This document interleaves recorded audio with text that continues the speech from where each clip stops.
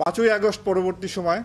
আমরা আইন শৃঙ্খলা উন্নয়নের জন্য যে কাজ করেছি সে বিষয়ে আপনাদেরকে অবহিত করতে চাই। ছাত্র জনতার উপরে যে এক ধরনের সন্ত্রাসীরা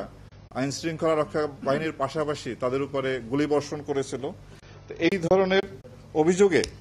আমরা প্রায় 30 জনের উপর চিহ্নিত করি ভিডিও ফুটেজ দেখে, এবং তাদেরকে আমরা গ্রেপ্তার করতে সক্ষম হই। এবং ছাত্র জনতার উপরে গুলি করার জন্য যারা হুকুমদাতা বা এই সংক্রান্ত যে মামলাগুলি রুজু হয়েছে সেই মামলায় এই পর্যন্ত আমরা সর্বমোট 4 জন সাবেক মন্ত্রী, 17 জন সাবেক এমপি, 40 জন সাবেক মেয়র, উপজেলা বা ইউনিয়ন পরিষদের চেয়ারম্যান সহ 40 জন, কাউন্সিলর বা মেম্বার 16 জন, এবং এছাড়াও বিভিন্ন রাজনৈতিক সংগঠন যারা ওই সন্ত্রাসী কার্যকলাপে জড়িত ছিল তাদের 183 জন সহ সর্বমোট আমরা 353 জনকে গ্রেপ্তার করতে সক্ষম হই। এবং আমাদের এই অভিযান অব্যাহত আছে, এবং যারা বাকি আছে মামলার যারা আসামি তাদেরকে গ্রেপ্তারপূর্বক আইনের আশ্রয় নেওয়ার জন্য আমরা পদক্ষেপ গ্রহণ করেছি।